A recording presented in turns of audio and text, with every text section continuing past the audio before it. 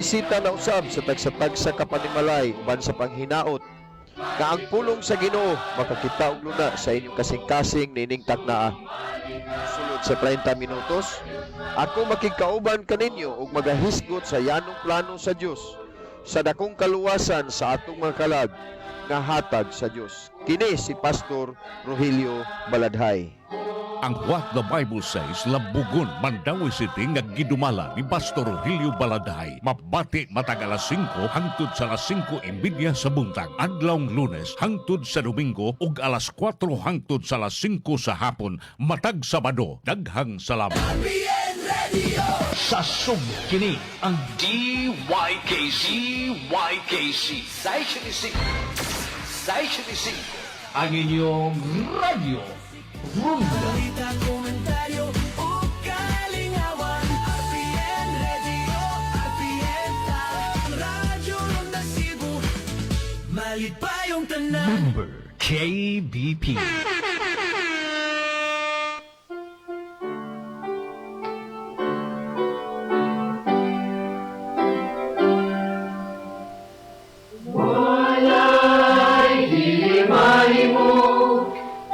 Salita sa Diyos.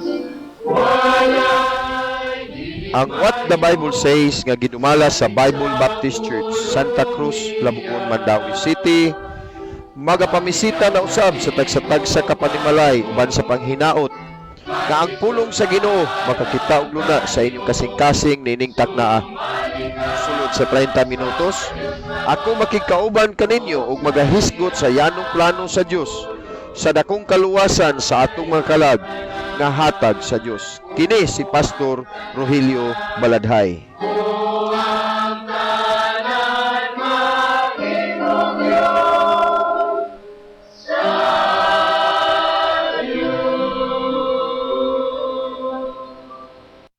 Salamat sa Ginoo adlaw karon nga Huwebes, pizza 25 na sa buwan sa Hunyo o nagpasalamat ta nga kita gihapon sa makausapa makapadayon na usab sa paghatod o pagdala siyang pulong dinhi sa atong tulumanon What the Bible Says.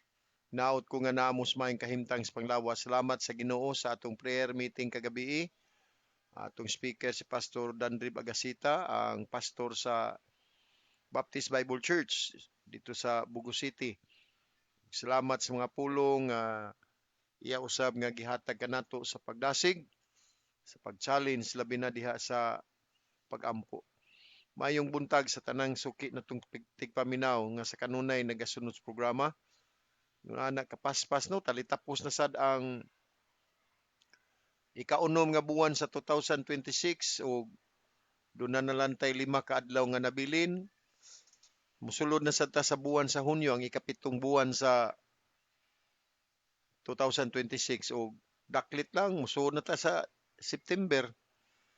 Buwan na sa mga ber. So naot ko nga unta ang ato gyud nga katuigan makapasalamaton ta sa Ginoo kay dili lang naka-eksperyensya ta og mga maanindot ug maayong butang sa Ginoo.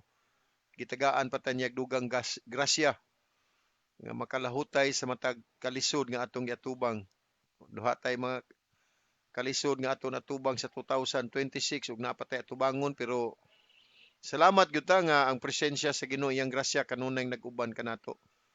Labi na usab sa atong tuyo nga makapasabot ta kaninyo mahitungod sa kaluwasan sa kalag.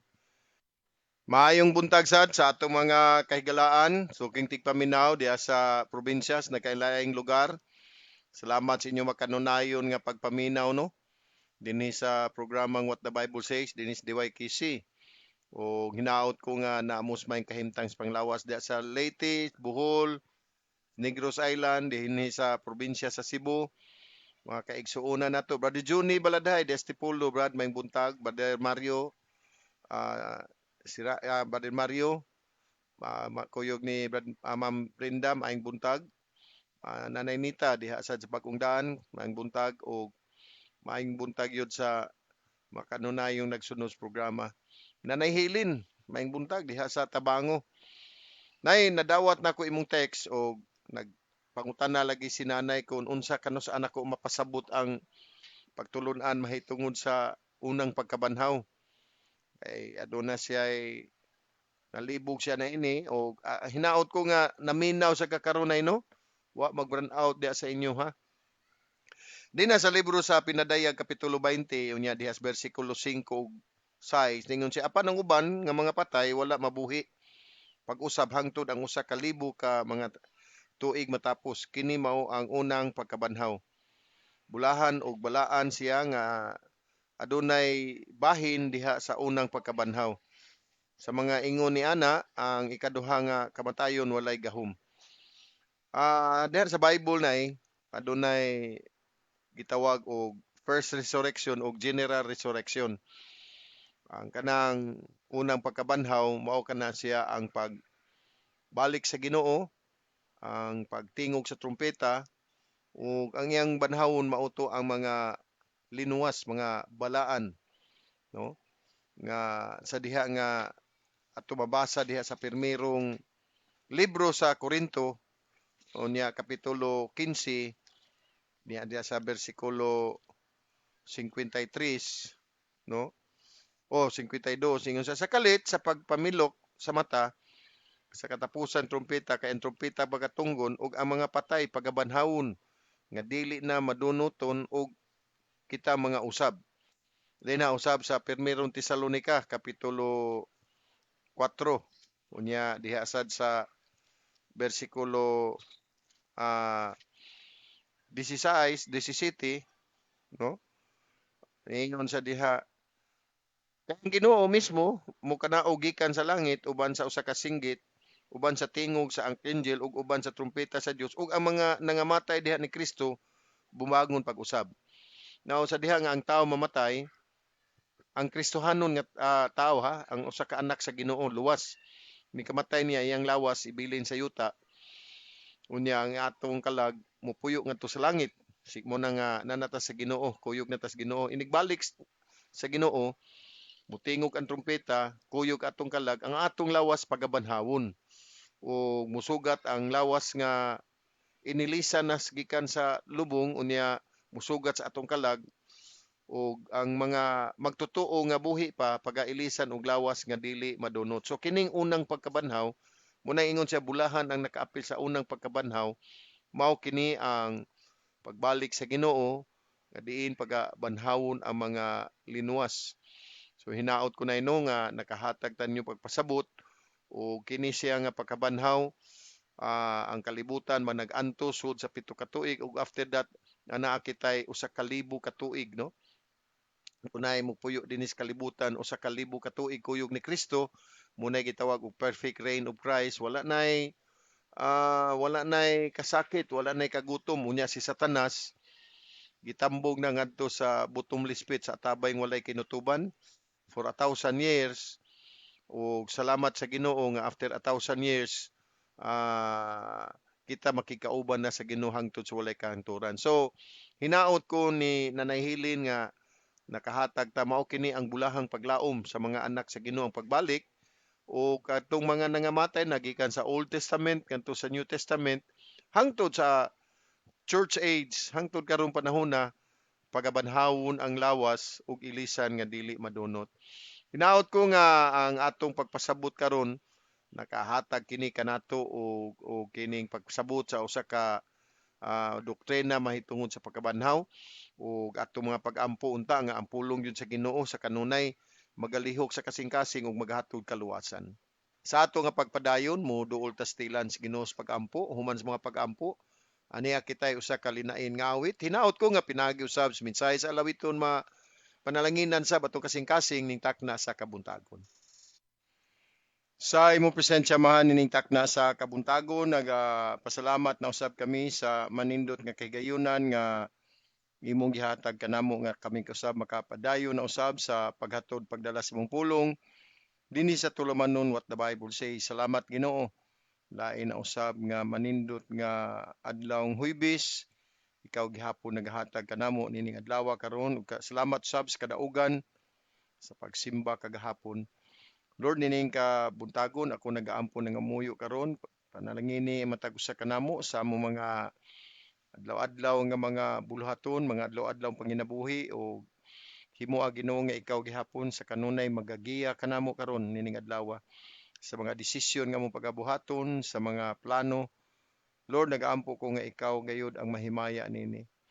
Gamita karon kining programa nga What the Bible Says nga unta makaabot kini sa kasing-kasing sa nagapaminaw nga kung ano ay wala pa makaangkon kanimo nga ilang manluluwas.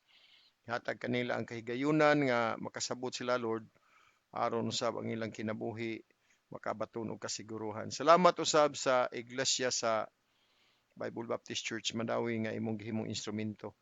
Salamat usab sa mga station nga nahimo usab silang kaabag kanamo aron kami makapadayon na usab sa paghatog padala sa imong pulong. Salamat Ginoo sa imong mga saad. Salamat sa imong pulong, salamat sa imong proteksyon, salamat usab sa imong pagtagbo sa imong mga adlaw-adlaw gikinahanglan. Gaampo na nga muyo ako karon Ginoo nga kun ani asa among mga nagapaminaw, mga naas balatian sa panglawas, ihatag kanila ang kayuhan, sibo sa imong mga plano o kabubuton. Gamita ang mga tambal, gamita ang mga doctors, gamita usab ang mga minahal nila sa kinabuhi nga nagatiman kanila, ihatag kanila ang dugang pangpailob o pasensya sa pag-atiman. Ampo ko Ginoo sa katibuk-an nga ikaw sa magalig-on karon sa among mga kaigsuonan nga naa sa kaluyahon sa pagtuo. Salamat Lord nining kabuntagon karon sa kahigayunan ug ako kining giampo gipasalamatan ang tanan sa ngalan ni Kristo among Ginoong manluluwas. Amen.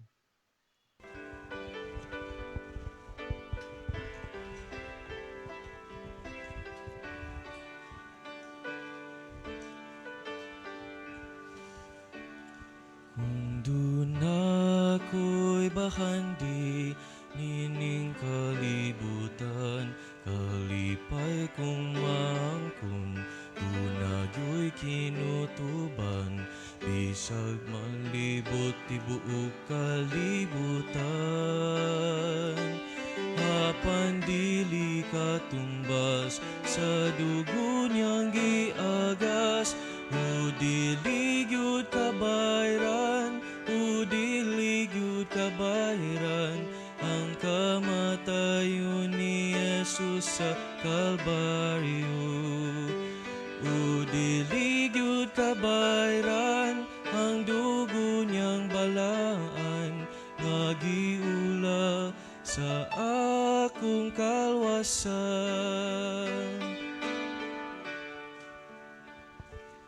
Kung doon ako'y bahandi nining kalibutan, ug ako nga hatagan gikan sa akong ngalan, ang mga taong kabus sa kadalanan. Apan kini way pulos, kay siya ang nagtubos, o dili gyud kabayran, o dili gyud kabayran, ang kamatayon ni Jesus sa Kalbaryo. O dili gyud kabayran, ang dugo niyang balaan, nga giula sa akong kalwasan. O dili gyud kabayran, ang dugo niyang balaan, nga giula sa akong kalwasan.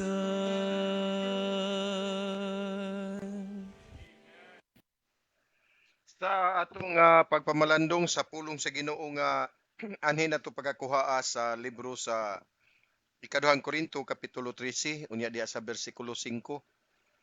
2 Corinthians chapter 13 verse 5 ingon ang pulong sa Ginoo, susiha ang inyong mga kaugalingon kung kamo anaa ba sa pagtuo. Sutaa ang inyong mga kaugalingon, wala ba kamo masayod sa inyong mga kaugalingon, giunsa nga si Jesucristo anaa kaninyo gawas kun kamo mga sinalikway. Ang Ginoo panalangin sa mga pulong atong gibasa. Now ang maong bersikulo nag-auhag sa matag usa nga kinahanglan ug importante matag usa nato sa pagsusi o sa pag-examine, no? Ingon siya, examine yourself whether ye be in the faith. Susiha ang inyong kaugalingon. Subo nga palandungon sa atong panahon karon, kusog kay ta mo susi sa ubang mga kinabuhi. Pero sa atong kaugalingon, wa gali ta ka examine ini, wa ta ka tan-aw. Pansa Puso Pablo naghatag kanato og usa gyud ka hagit nga una kinahanglan nato atong tan-awon atong kaugalingon kung anaa ba ta sa pagtuo. Unya ningon siya, prove your own selves. Prubahi o sutaa ang inyong mga kaugalingon. Now, mao kini usa ka butang atong makita karon nga daghan sa mga tawhan nag-assume lang yun, nagtuo lang yun sila nga sila nakaangkon na sa kaluwasan tungod kay sila na hilakip man sa diha sa usa ka simbahan. Tungod kay sila doon na sila'y relihiyon, doon na sila'y simbahan nga na-identified ang ilang kaugalingon, nailhan sila nga membro sila ng simbahan na. So, nagtuo yun sila nga makakabot sila sa kaluwasan. Or ang uban sad tungod kay sila gibautismuhan sa maong simbahan o denominasyon. O gali ang uban gali tungod kay diha sila kasla, no? Diha sila gikasal, naglaom sad sila nga anak sila mamatay dinha. So nagtuog yun sila nga inigbiya sa ilang kalag dinhi sa kalibutan, ang ilang lawas mo balik kay atong lawas balik man gyud ni sa abog man kinigikan. Nagtuog yun sila nga pinaagi sa ilang denominasyon, sa ilang relihiyon, mo kini mohatod nila ngadto sa pagkaluwas. Muna nga ilag yun nga paninguhaon nga sila makapangalagad, makaserbisyo sa maong simbahan. Apan ang Bible, ang pulong sa Ginoo naghatag kanato paghimangno nga ang relihiyon nga walay Kristo dili gyud ni siya makaluwas kanato, no? Ang usa ka pundok nga way Kristo. Unsa may atong pasabot ka ng walay Kristo? Kana bitawng ang imong Kristo dili kasaligan nga muluwas nimo, imo pang dungagan sa imong kaugalingon. Muna diha sa libro sa Episo Kapitulo 2, 8-9, tungod sa grasya kamo naluwas. Pinaagi sa pagtuo dili sa inyong kaugalingon kahimuan kini gasa sa Dios, dili sa mga binuhatan. Aron ingon siya, walay bisan kinsang magpasigarbo. Nya dinasad sa Tito Kapitulo 3, nya diha sa bersikulo 5, ato sa mabasa dinha ningon siya, dili pinaagi sa mga buhat sa pagkamatarong nga atong gibuhat apan sumala sa iyang kaluoy siya miluwas kanato, no? Timan ano? Sumala siyang kaluoy siya miluwas kanato. Pinaagi sa paghugas sa pagkatao pag-usab o pagbag-o sa balaang espiritu. So ato di makita nga ang kaluwasan karon nga atong gitinguha dili gyud nato kun arita sa Bible magbase, dili gyud nato makabot pinaagi sa atong pagkarelihiyoso o sa atong sa pagsunod sa mga rituals o mga practices sa simbahan, pikahimong pagkamembro sa simbahan, kundi ang pagkaangkon gayud sa kaluwasan mao man gyud atong gitinguha, no? Mao bitaw nang ikaw nagpasakop gyud ka usa ka simbahan, nagpatinguha gyud ka nga musunod ana kay nagtuo ka nga makaangkon sa kaluwasan. Apan ato day makita nga ang kaluwasan moabot lamang sa diha nga ang usa ka tawo sa tinud-anay adunay pagsalig diha sa maayong balita, ang grasya sa Dios nga diin gipadayag ni Apostol Pablo. Na dunay mga butang nga atong hatagan karon sa pagtagad nining kabuntagon nga magahatag kanato sa pagpahimangno nga ang atong relihiyon kung wa nay Ginoo, kung wa nay tinuod nga Kristo, dili gyud na maghatod kanato sa kaluwasan. Now gipahimangnoan ba yata sa Biblia nga aduna say mini nga Kristo? Mo nang kinahanglan susihon nato.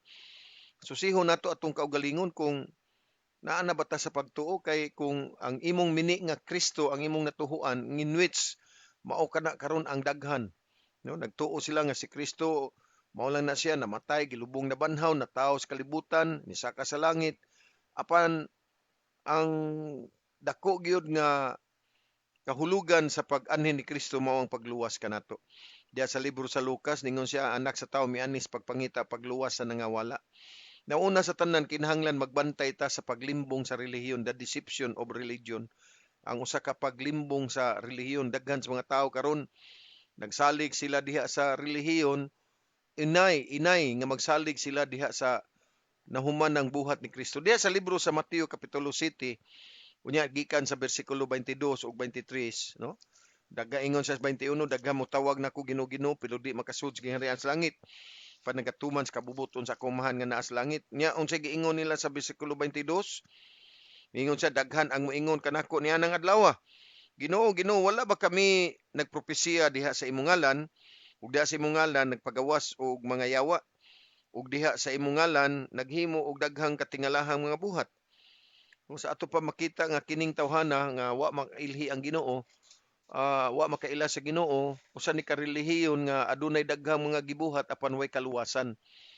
Muna tingali ikaw karon higala daghang kay kang gibuhat sa imong simbahan. Daghang kay kag mga sakripisyo nga imong gihatag sa simbahan apan wa day maghatod kana ngadto sa kaluwasan kay kini atong mga paghimo og mga maayong butang para sa relihiyon dili gyud nimo hatod nato ngadto sa kaluwasan. Ug aduna say uban nga ingon nga sila nakadawat apan wa sila makaangkon, no? Profession without possession. Igo lang mo ingon nga Kristohanon sila. No, daghan sa mga tawo karon basta dili ka Muslim, dili ka Hindu, basta naa kay relihiyon, usa ka Kristohanon pero wa gyud makaangkon ni Kristo. Unay importante gyud higala ni Kristo nga ang dili lang kay igo ta nga musulti lang sa atong tumoy sa atong baba nga Kristohanon ta. Importanteng nakaangkon ba ta ni Kristo. Diya sa Tito kapitulo 1 o bersikulo 16, nagingon siya, sila nagpahayag nga sila nakaila sa Dios apan diha sa mga buhat gilumod nila siya ingon nga dulumtanan og dili masinugtanon ug ngadto sa matag maayong buhat sinalikway. Sa ato pa sila nag-ingon, sa ato pa kutob lang nga ni profess. Mo na nga daghan sa mga tawo karon adlawng tanan naa sa simbahan, aktibo sa mga activities sa simbahan apan wa gyud pagkakabig. Mao kana nga adunay gitawag nato ang paglimbong sa relihiyon. Ang usa ka makuyaw nga mini nga pagsalig, no? The danger of false confidence. Ang usa ka sayop nga pagsalig diya sa libro sa Roma kapitulo 10 unya diya sa bersikulo 3. Nagingon siya kay sila ingon nga mga ignorante sa pagkamatarong sa Dios ug nagapaningkamot sa pagtukod sa ilang kaugalingong pagkamatarong, wala ipailalom ang ilang kaugalingon ngadto sa pagkamatarong sa Dios, no? Sa ato pa mo ni usa ka kuyaw karon nga naghimo gyud maayo.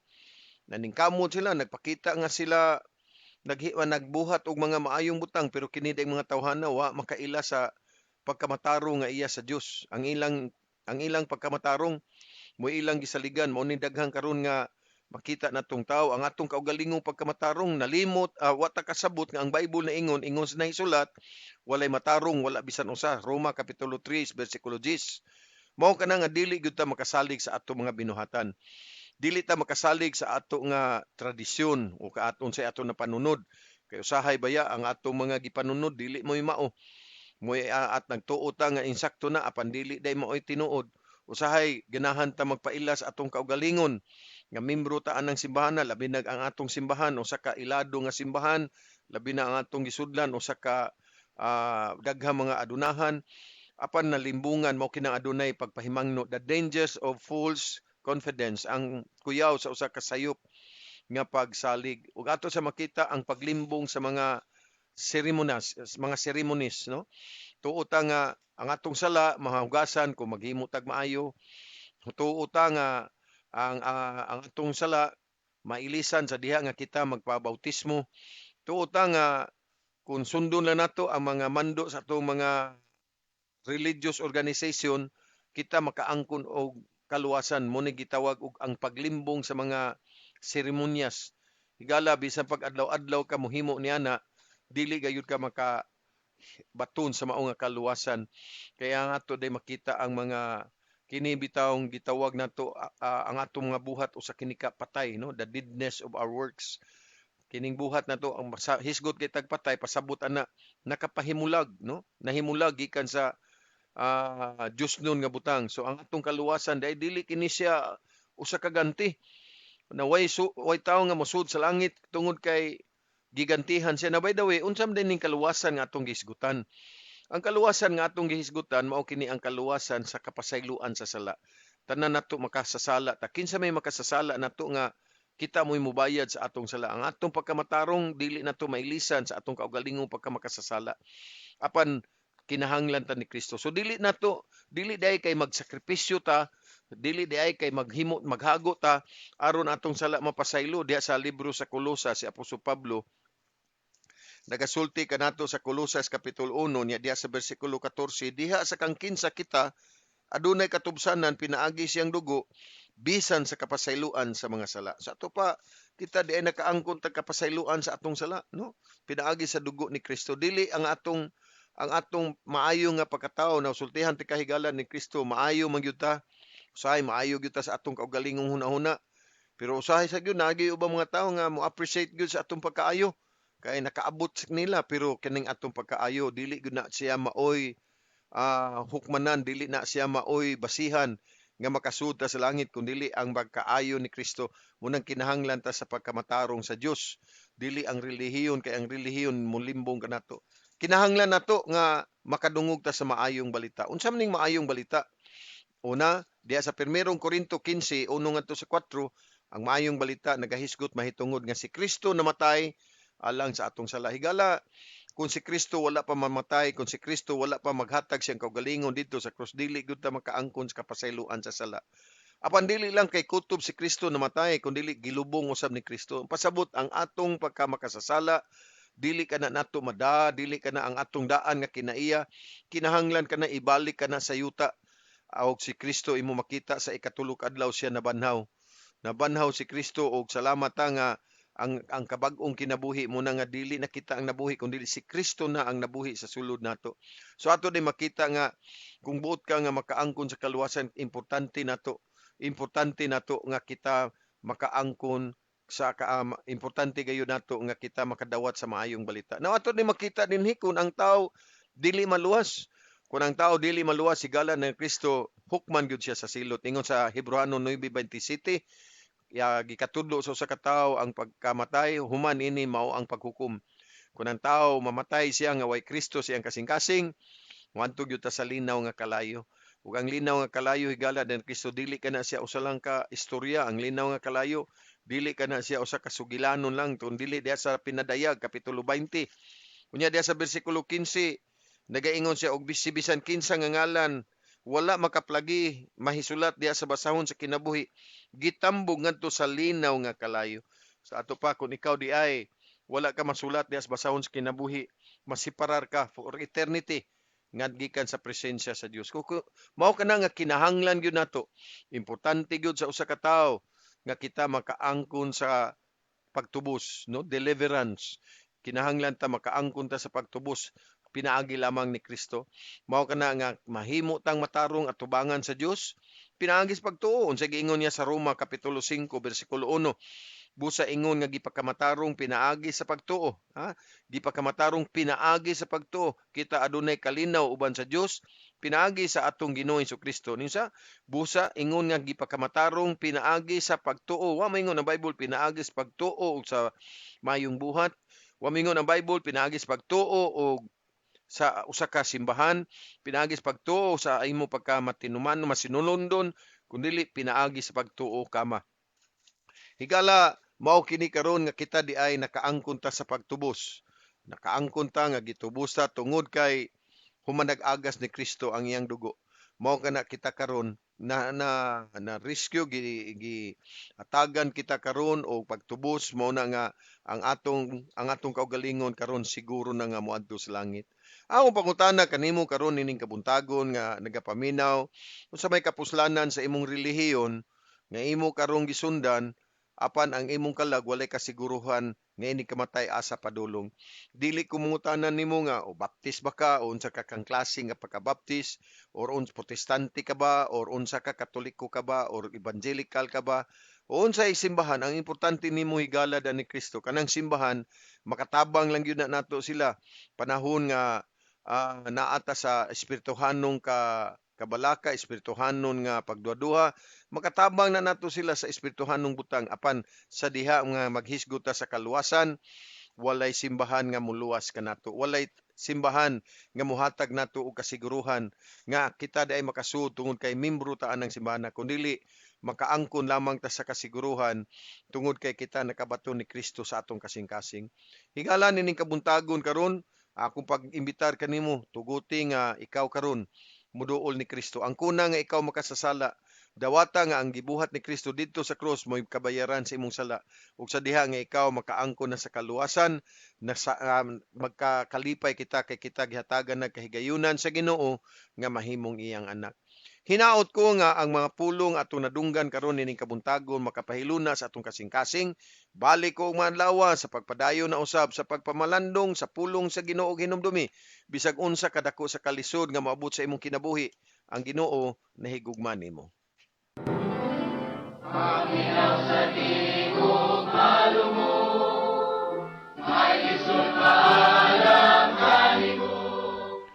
Nang hinaut ako nga ang yanong plano sa Dios sa kaluwasan sa atong kalag, makakaplag og luna sa inyong kasing-kasing.